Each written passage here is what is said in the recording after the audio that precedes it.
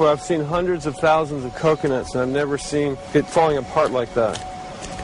Look at this, you guys. I've never seen anything like this. They used to trim trees all the time in Big Island. I've never seen anything like that. That's why I'm concerned. Not an easy task that you have here on the island. I could see the skepticism because it is so far beyond anybody's reality.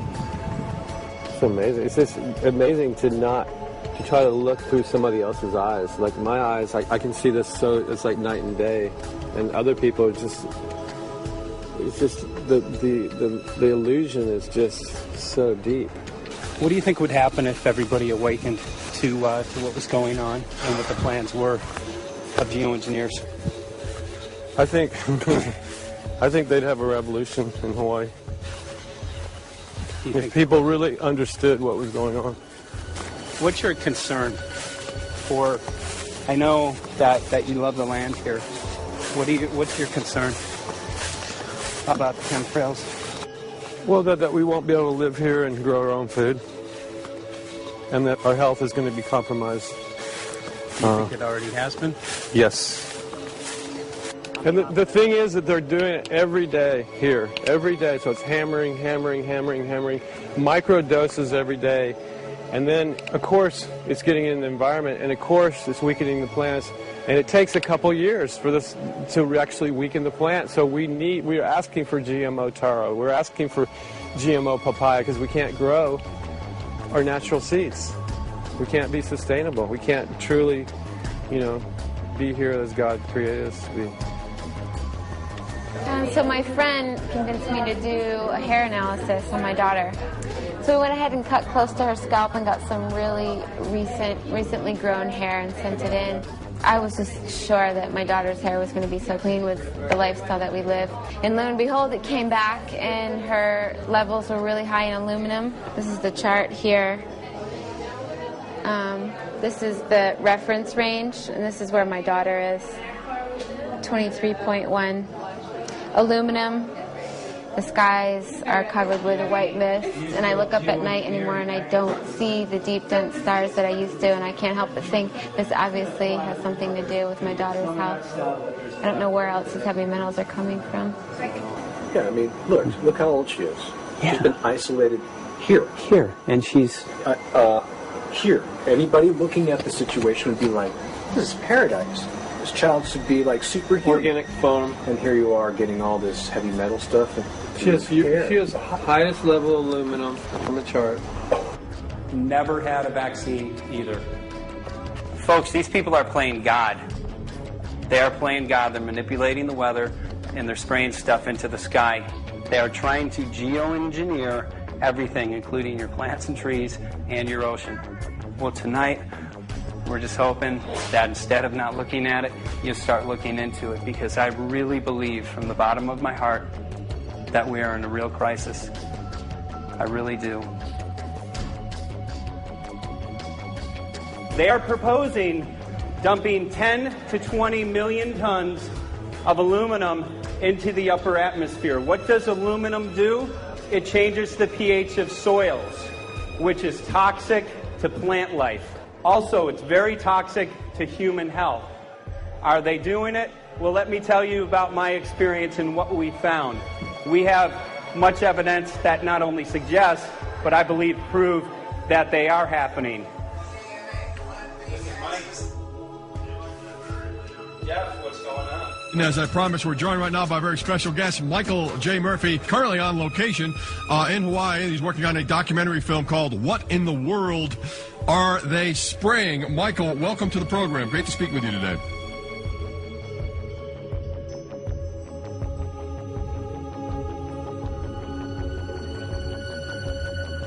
I had a friend who recently, he's always looking at things from a different perspective. He's a bit of a conspiracy theorist, you know. And he says that whenever the president comes to L.A., there's no spraying that week. Could you have a better place for an interview? I mean, look. Well, this is being done over our farms and over our things. So basically, they want to eliminate our ability to eat organic food, have clean water. So in some ways, it sounds to me like, and again, it's just a projection, but it sounds to me like this is control. How do we control the masses? Yeah. How can aluminum be good for you in any? And what was the second chemical you mentioned? It's barium. Barium aluminum. Obviously, those are toxic to everything. To human health. Yeah. Human health, to farms, to animals, to everything. 61,000 parts per billion. And there should be a government alert at 1,000? At 1,000, people are drinking this. People that climb the mountain, they're drinking that snow. It's poison. Oh my God, that's so disgusting. So that's 60,000 times above regulation. Exactly. 60,000 times above regulation. And I've talked to friends, and they're like, well, that's just ice. That's just condensation. And I'm like, you can talk to a second grader. Ice doesn't float in the sky and spread out that way, You're not an expert, but you're a concerned citizen who said, wait a second. Who's actually doing the research. Yeah, you're doing the research, and that's what we need to do as Americans and say, you know what, I want to know what's going on. I want to know what the FDA is doing to my food. I want to know what the government's doing with my air, my water, and the soil. And, it's just great what you're doing. And I just, my kudos to you for bringing light to this subject. Put all of the theories aside, just what geoengineers are proposing and what's being found is scary enough. So we can just address that. And I encourage more people to just step up and ask questions and do what he's doing. So thank you, Michael, very, very much. Aerosol spraying aluminum affects everywhere, and we have a beautiful tropical climate which I believe might be in jeopardy. So we wanted to not only come and bring the message of what people were finding around the world, but encourage people to test for the aluminum, strontium, barium. Essentially, I think it was an effective trip. I saw a lot of people here in Hawaii, in Maui, awake and not only curious, but willing to look into this deeper, and that's my only hope. This is one of the boldest moves, I think, from Ed Griffin yet. This is the taboo topic that nobody's supposed to talk about, and that is aerosol spraying. Now, we've got tons of documented proof of errant aerosol spraying. It just blows my mind that the whole essence of humanity has always been to look up into the sky and ask why. Though there are no limitation, there's endless space, an endless universe. Now, in the 21st century, we're not allowed to do that. Anyone who looks up and sees the giant grids and the X's in the sky that weren't part of our existence until just a decade or two ago is somehow called a kook. And the people that are the best and biggest proponents for the revolution and for liberty, they don't want you to talk about it because you could discredit them. It seems to be an industry that's being built up to milk the taxpayers by undergoing some kind of a giant global spraying program to make all kinds of money on the project, and they don't seem to care really what effect it has. They're not trying to experiment to see if humans can survive it or anything like that. They just want to get this stuff up. And then we discover, as we're going further down the line, that there are companies generating genetically modified organisms, or seeds, modified seed crops they're being engineered to resist the aluminum in the soil. And a lot of crops won't grow in that. And so now, after they've messed up the soil, all the farmers were going to have to go back and buy seeds that have been genetically engineered to resist the aluminum that have been put into the soil. And all of a sudden, mankind is completely dependent upon these companies like Monsanto and other giant agricultural firms. You can't even grow natural seeds anymore. And we're looking at that. It's a shocking thing. I hope we don't find that that's true, but all the arrows right now are pointing in that direction. We get into cost-benefit analysis here because there's also HARP could be involved in this. Geoengineering, as you guys mentioned, which is documented heavily in Dennis Kucinich's bill, that is the Space Preservation Act, which, by the way, I don't think got through Congress. And then Kay Bailout, as we call her here, Kay Bailey Hutchinson, also put together some legislation in order to qualify geoengineering, which, again, is supposed to save us all from global warming. But it is cost-benefit analysis because they can benefit on so many different levels. Ed, that's how they do everything, isn't it? That's right. And, there's an old adage, if you just follow the dollar, follow the buck, you get to the source of the problem. And it looks to me like there's a tremendously profitable industry being built up right now around this concept of geoengineering or weather modification or reducing global warming and all of these other things that can be sold fairly easily to an unsuspecting public. They all say, oh, well, that's good. We don't want global warming, you know. And so they put up with this, and they don't question, they don't criticize. But behind the scenes, you see a whole industry being built up, which is, as I say, tremendously profitable. And the money for all of that is coming from the taxpayers. And it's a scam is basically what it is. We're just focusing on the one area that is real easy to prove. There's no speculation in the area that we're going into. They definitely are doing this geoengineering. They definitely are talking about it. They're working on formulas for it. They're putting together strategies for it. They've got funding for it. Everything is in place. We don't even have to go into those other areas to make the case. Okay, let them believe that, but at least they must understand that there's no question that they're talking about it and planning to do it. And so shouldn't they be equally alarmed about what they're going to do if it can be shown that barium and aluminum and some of these other toxic metals are very destructive to the planet and destructive to human health? Isn't that enough? You know, how many issues do we need to crank into this? And so, you know, if you're going to kill the planet and kill the population, do we need any other reason to be alarmed? What in the world are they spraying? Thank God people are asking this question. That's all we want. We just want to be able to ask these questions. Our good friend G. Edward Griffin, all these years, Mike Murphy and Paul Wittenberg are doing this great effort with your help. This is a community effort to get people real information. What in the world are they spraying? Any final quick comments before we're out of time? And my only final thought is that we asked the question, what in the world are they spraying? And we now know what it is. And folks, you're not going to like it.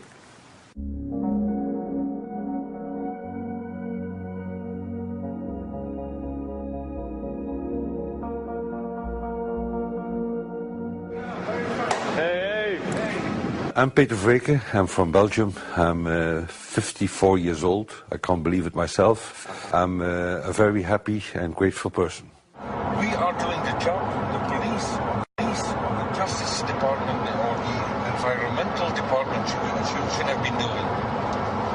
And it's really essential that it's going to be a grassroots revolution. I think so. Because we are not fighting against, but for. Yes, we're fighting for. I was in the council for about 25 years and also a period as the mayor. So from that moment on, 10 years ago, everything started to change. I started to get a picture of what is really going on. And it became crystal clear to me that we, humankind, have been manipulated and dominated and exploited for centuries. So, and this chemtrail phenomenon made me angry because I was so helpless. You can decide what food you're going to eat, whether you're going to smoke, what water you're going to drink, what kind of life you're going to lead, but not with this phenomenon. Then you are just a victim. It's only a game. And there have to be good guys, and there have to be bad guys. And luckily, we are in the position to be able to play the role of the good guy who has the chance and the opportunity to overcome. The 3 days that we shared with them, my heart just dropped because it was such a beautiful way to live and such a peaceful way to live. I left thinking, what's this going to be like in 10 years? Is everything going to be killed off on their property?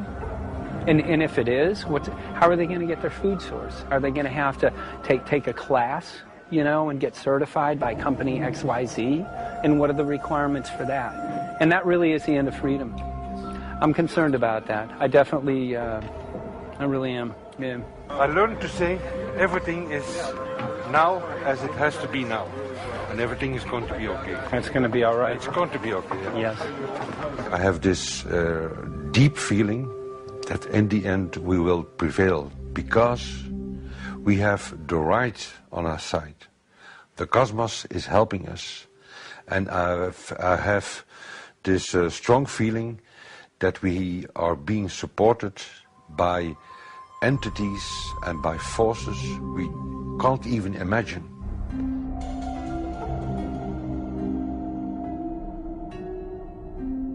Here for the first time we have this scientific proof that we are being spread.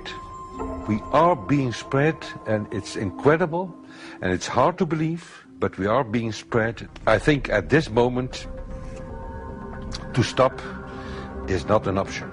Once you know it, and once you have a tool like this and an opportunity like this, that the issue of chemtrails or persistent jet contrails or whatever name you use for it, that this phenomenon is recognized as being real, publicly debated on. In the context of geoengineering, I think it's high noon to bring this to the public.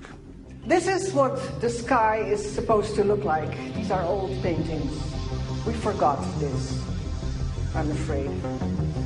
In the years that I have been a medical research journalist, I have looked at many, many things, and I found the same three issues in whatever I'm looking at. And that is that we are being dumbed down, we are being made sicker, and we are being made infertile. Citizens gathered from around the world in Belgium for the first International Chemtrail Symposium. The event attracted leading professionals, politicians, and activists who discussed the health, environmental, and social implications of these programs.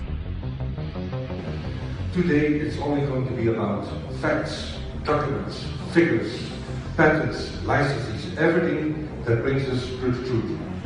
We have no other weapon against this vast complex than exposing and bringing their dark works in the light of the truth. We have the hope that by our efforts, more and more people will become aware of the fact that we are deceived by our leaders.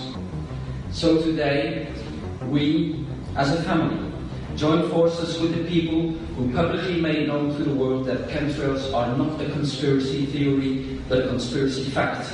From the Technische Universiteit Delft in the Netherlands. Ladies and gentlemen, please welcome Koen Vermeeren.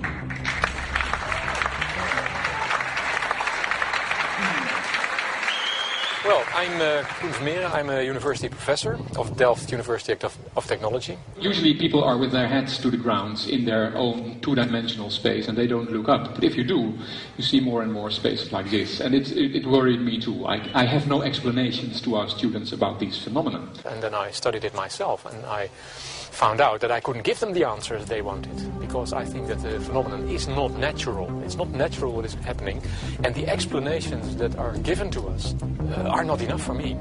If you look at them from a scientific point of view, the first thing a scientist does is trying to explain something. Because I'm smart and my students are not as smart yet, so I have to give them answers to questions. But if you ask most scientists honestly, they cannot answer all your questions. If people are using climate control over our heads, I want to know about it. I want to know the consequences, I want to know the health impact, I want to know everything. I need, as a teacher in my university, to give answers to my students. And they have good questions. And I don't have the answers, and I want to know. Excellent. And we should discuss this.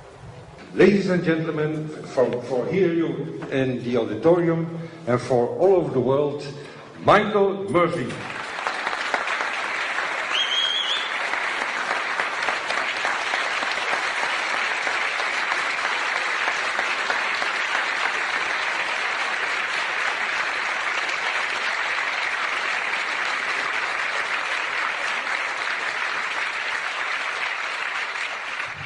Well, thank you very much. It's definitely an honor to be here in Belgium.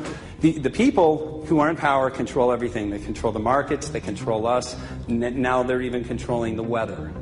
And they can use that for warfare applications. The one thing that they cannot control is what God had originally made, and that's natural organic seeds. This is called the Hegelian dialect. It's called problem, reaction, solution. The problem here is massive amounts of aluminum, things starting to die. The solution is company X that says, hey man, you're not getting yields on your crop. Everything's dying.